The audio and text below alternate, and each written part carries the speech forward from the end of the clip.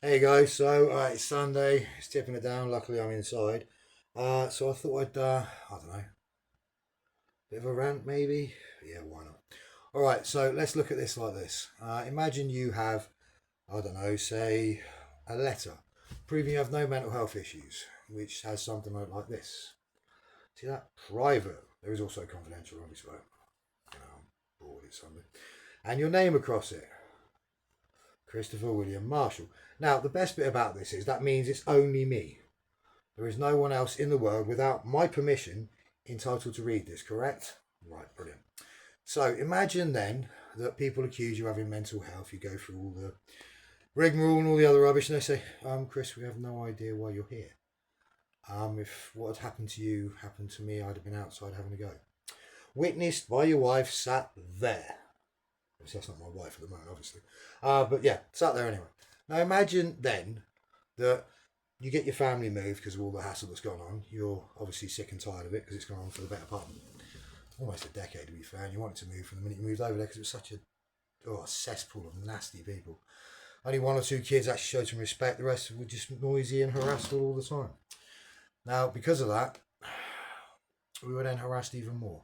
And then later on, because people didn't want to accept the fact that maybe the harassment was continuing, they decided to try and pull, my wife away from me, my children, my family. And yet, despite my son being followed by one of our harassers when we'd moved, uh, what do you say to that? He admitted this to me, and I said, all right, well, I'll deal with it. And then he also admitted it to his grandfather. And I said, look, the police aren't really going to do very much about it, which is kind of their mandate nowadays, isn't it? You literally have to be walking around town with a spliff to actually be arrested. Otherwise, the police don't really want to do anything because then they might justify their £35,000 a year salary, which to me is a joke because I've even had conversations with what's a bit above my pay grade, which I found very amusing. Crimes above your pay grade, yeah, I imagine it is. Anyway, yeah, so, roll on. You've told your father-in-law, well, you're going to have to deal with it, so you will. And then because you continue to tell your wife, despite her not listening, because all her little friends know better about everything, despite them knowing we're nothing but harassed all the way through our time at Tinchadrill Close, especially a couple of the idiots' wives who wrote statements. One of them even had a go at the next door neighbours and said, you want to keep the noise down, etc. And that was about his limit because he's such a big, bad bully. But then if you upset him somewhere in, I don't know, let's say a training bit, he'd go off his head and pull you to the side and lean in and have a chat because he's so scary. Yeah, we'll get to that eventually, mate. You and me, we'll have a chat properly at the end of this, I promise. Yeah, and anyway, so then, you'd have your life pulled apart and you'd end up being thrown out and homeless for the last couple of years. And obviously, you get a bit fed up, etc., and miserable. And then you go to a family court meeting where your letter was given to you, which you didn't ask, after producing a laptop, which you gave to your wife to pass on to friends to have a look at for all the evidence of harassment and hacking, which they didn't do, apparently. And then you would have your 3-page mental health evaluation given back to you. But here you go. It's not a Blue Peter moment, I promise you. But imagine the fact that suddenly it was no longer in an envelope and it appeared to be folded in half. Interesting, isn't it, that that would be returned to you at a family court where your wife would turn up more scared than you've ever seen her in your life. Now, she's never had any reason to be scared of me. Everyone knows me in this town where I am, easily. Everyone knows me in Cornwall, everyone knows me in Southampton, Amesbury, and everyone knows me in Andover. I love that woman more than life itself. I've never hurt her, I've never hurt our children, nor would I. The one time I did clip my son around the head, when we were living at Acre Court, I burst into tears myself because I was so ashamed and I actually struck my son. And all I did was, around the back of the head, gave him a hug. And then do you know what the little devil did? He gave me a hug the next day and he's like, Dad, I'm so sorry. I was having such a bad day. I was so angry. And I felt the lowest I've ever felt in my life. I've never hit my kids. I never would. Sarah Jane was always a disciplinarian. She never beat the children or anything like that. They might get a smack on the hand or a clip around the bum or whatever. They were never hurt by Sarah Jane.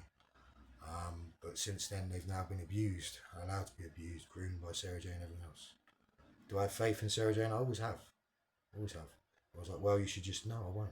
I won't let go on the woman I love. I shouldn't have to. I didn't do anything but tell the truth. Now, this is a private and confidential letter sent to me by the NHS proving I didn't have any mental health. Now, I never did. I did nothing but tell Sarah Jane the truth from start to finish. Yes, as I stated, someone next door in Tintagel Close was using some form of listening tag. I do have an understanding of what this does. People might know my background a little bit more, they might not. I do have an understanding how this technology works, sound, all the rest of it. I've done everything from making videos to use sound equipment to understand how microwaves, sound waves, nano waves, and everything else is used. Even my daughter has an amazing ability to understand this as well when she was in school. All this is true. The effect it can have on the body can actually be fatal, used at the right level, which is why it's banned by the Geneva Convention. Even the military can't use it in this country because you microwave the human body from the inside out. And it is that simple. What can I tell you? Yet again, I'm faced with another Christmas. The last 2 Christmases, I've eaten food out of either tinfoil or a polystyrene carton in a park. Yeah. Last Christmas it was in Eastleigh. The Christmas before it was in a roundabout just down from the town wreck next to where I live. I had all these wonderful people and certain people driving around thinking they were like, oh, really impressive. You're an idiot. Supposed to be my best friend, and you really are an idiot. Honestly, I've never been so disgusted in my life. I can't believe any of you were ever involved in our family's life. You're a disgrace. You all have skeletons in the closet. You used rubbish and lies to ruin my life. So I'm going to tell the truth about all of you. Now that's on you. You've got a problem. I sat for a year almost in a bus station. You know exactly where I am. You've done nothing but abuse my children, ruin my marriage, although I am still apparently married because I haven't signed any paperwork. Nor will I.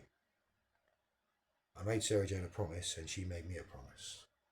Now this will be dealt with properly. I will be taking this to the papers. I will be having social services by the neck in court. I've gotten a complaint with the ombudsman. It is a disgrace. Social services are just legal human traffickers in this country. It's horrible. I've done nothing but speak to people everywhere. So, well, social services have done this, they've done that, they've done this. They are nothing. They are worse. They are actual terrorists against children's human rights. It's a disgrace. They use and abuse my wife and my children, along with her friends, all to save their own bloody necks. Sarah Jane put her friends above our family, the truth, and our marriage. I'm disgusted by it. I still love her. That won't change. Why would it? And now she's happy to post things on social media about her being off with these same people who use drugs near our children. I may have taken drugs when I was younger. Yeah, I may have had recreational use, but I stopped all that, backed away from all that when I became a father, because that's more important. No more time for recreation other than enjoying my children growing up at the time with my wife. I didn't want anything to do with other people's habits anymore. But yet again, everything's used against me. Sarah Jane was never a smoker or anything like that. She was pulled into something she shouldn't have been down the lardy cake in Andover. A disgusting Hendy where she came back, supposed to be at a friend's house, but came back with a wristband on. Oh, that's a gift from a friend who believes in me, as everyone in Eastleigh does. Interesting how that works, isn't it? All I do is tell the truth. Isn't it good? Anyway, do you see what that means? That means it's mine. That means people have breached my privacy to back up their disgusting use of my wife and children to ruin my life. Nothing but lies. I'm not having it. This will go to the papers. I will, if I have to, stand up in Downing Street, the House of Lords, House of Commons. I've already been to London repeatedly. They've all said, go to the press, Chris. The police are not doing their job. That came from the Met Police, counter-terrorism police in London as well. So that's what's going to happen. I'm not going to back off from this. I've got 2 weeks where I can't train in my gym at the moment. It's being refurbed, which I love. When they find out the sort of tech that's being beamed across the towns, micro and nano waves damaging human people, you'll see. I guarantee it brings the country in arms against every one of you. Anyway, guys, it's about my time. I'm going to fit about 10 minutes on TikTok, but I will continue posting. So many people are backing me, and they're right. It should never happen. Anyway, see you soon, guys.